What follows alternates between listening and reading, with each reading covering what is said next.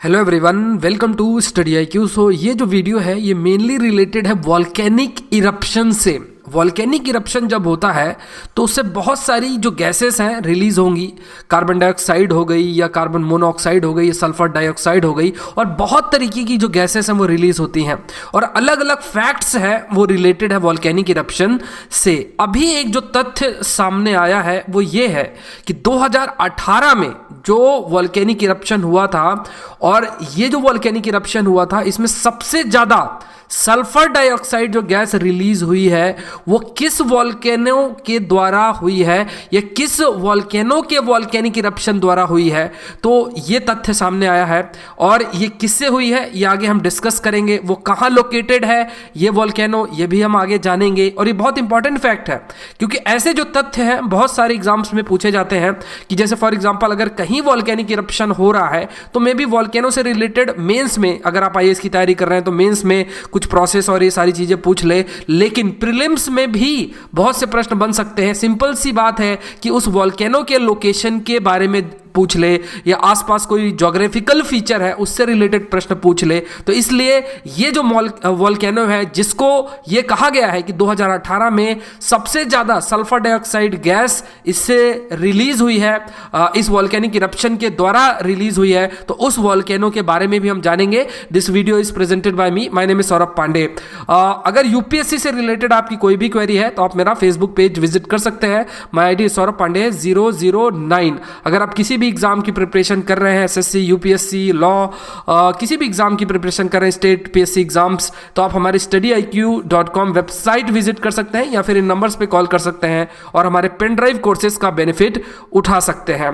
देखिए, ये जान लीजिए कि ये जो वॉल्केनो है जिसके बारे में हम अभी चर्चा कर रहे हैं इसका नाम क्या है, तो ये रट लेना हमें। मैनेरो वुई नाम जो है इस वॉल्केनो का है। और ये कहाँ लोकेटेड है ये भी हमें पता होना चाहिए। ये लोकेटेड है वानुआतू, जो कि साउथ पैसिफिक ओशन में लोकेटेड है। तो देखिए, ये पॉइंट ध्यान रखना है कि इसका नाम क्या है। दूसरा पॉइंट ध्यान रखना है कि ये किस रीजन में लोकेटेड है, तो पैसिफिक ओशन में, उसके सदर्न पोर्शन में, और किस नेशन में, वानुआतू में ये लोकेटेड है। देखिए, अगर आप लोकेशन की बात करें तो ये मेनली इस जगह पे लोकेटेड है। जैसे ये ऑस्ट्रेलिया हो गया, ये रीजन ये ऑस्ट्रेलिया हो गया, और इसको थोड़ा अगर हम जूम करें तो, और भी थोड़ा सा जूम अगर हम करें तो मेनली ये जो जगह आपको दिख रही है, जैसे थोड़ा सा अगर हम देखें तो ये जो रीजन आपको दिख रहा है ये है वानुआतू।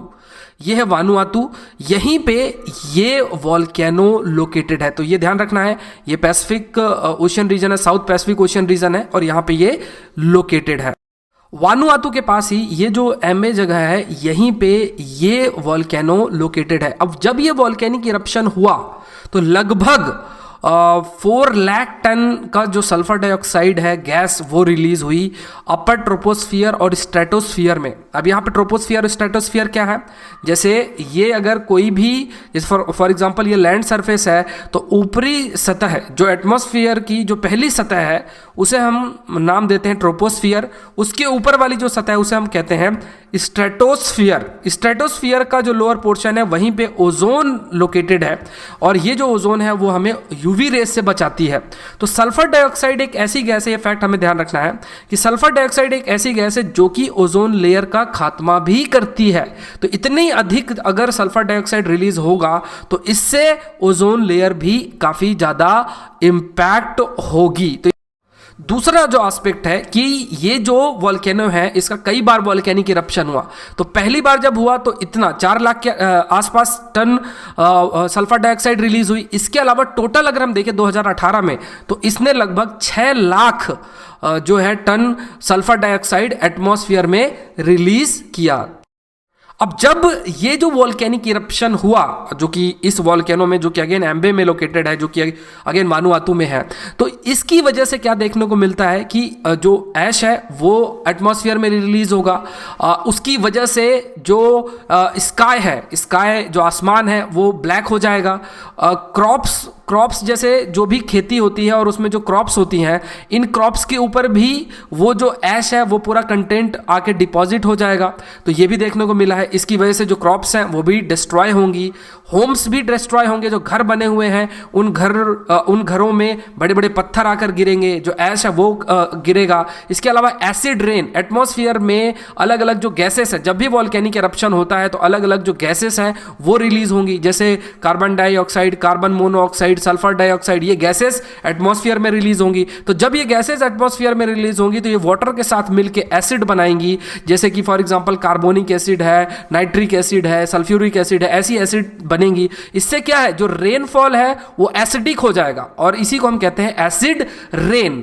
सल्फर डाइऑक्साइड की अगर बात करें तो ये एक शॉर्ट लिव्ड है, मतलब कहने का ये है कि ये काफी ज्यादा समय तक एटमॉस्फेयर में नहीं रहती। अगर हम ट्रोपोस्फियर की बात करें, जो कि पहली लेयर है एटमॉस्फेयर की, लेकिन अगर एक बार ये सल्फर डाइऑक्साइड स्ट्रेटोस्फियर में जाके पेनिट्रेट हो जाती है तो ये वाटर वेपर के साथ कंबाइन होके सल्फ्यूरिक एसिड एरोसोल्स बनाती है। एक छोटे छोटे जो कण हैं वो बनाएगी, सल्फ्यूरिक एसिड एरोसोल्स बनाएगी और इस फॉर्म में ये बहुत समय तक स्ट्रेटोस्फियर में रहेगी कि किस एल्टीट्यूड में वो प्रेजेंट है और किस लैटिट्यूड में जो एटमॉस्फेयर है वो प्रेजेंट है। जैसे फॉर एग्जांपल अलग अलग लैटिट्यूड या अलग अलग एल्टीट्यूड वो वेरी करेंगे, तो किस प्रकार का एल्टीट्यूड है, किस प्रकार का लैटिट्यूड है उस जगह का, वो ये डिसाइड करेगा कि ये जो सल्फ्यूरिक एसिड है, जो सल्फ्यूरिक एसिड एरोसोल है, वो एटमॉस्फेयर में कितने समय तक रहेगी। अब अगर बात करें इसके अलावा भी, तो एक माउंट पिनातुबो था जो कि अगेन फिलीपींस में लोकेटेड है। तो 1991 में वहां पे भी इरप्शन हुआ। तो यहां बहुत इंपॉर्टेंट पॉइंट ध्यान रखना है, फिलीपींस पे ये माउंट पिनातुबो जो है वो लोकेटेड है। तो ये प्रश्न भी पूछा जा सकता है कि कहां लोकेटेड है।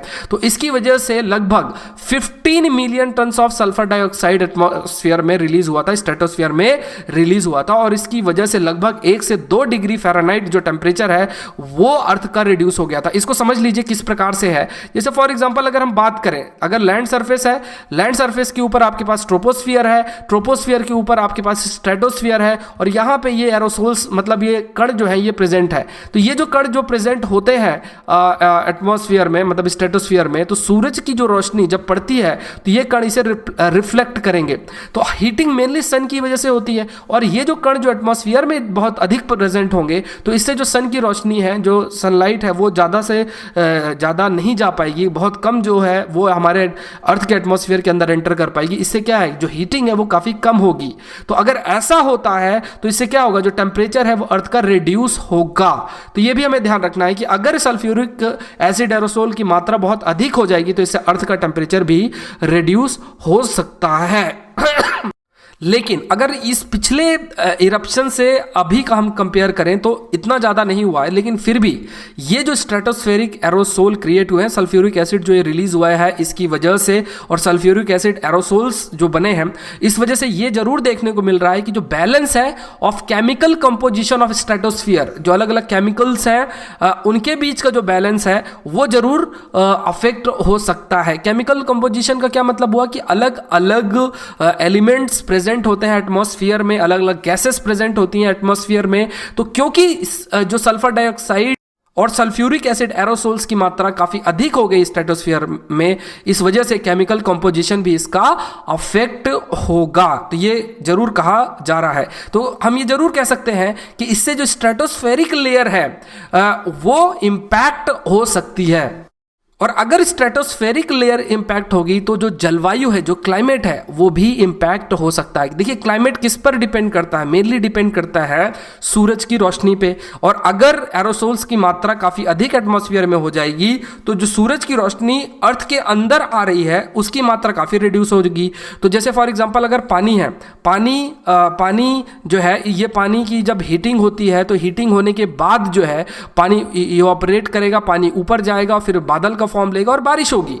तो अगर अमाउंट ऑफ हीट रिड्यूस हो जाएगी तो पानी जो है वो वेपर नहीं बन पाएगा और फिर बारिश नहीं हो पाएगी। ऐसे छोटे छोटे जो इफेक्ट हैं वो देखने को मिल सकते हैं। ओवरऑल आपको इतना इंपैक्ट नहीं दिखे, लेकिन फिर भी अगर मात्रा अधिक से अधिक होती चली जाएगी तो ये भी इंपैक्ट देखने को मिल सकता है। तो किसी भी जगह की जो जलवायु है वो इस वजह से इंपैक्ट हो सकती है।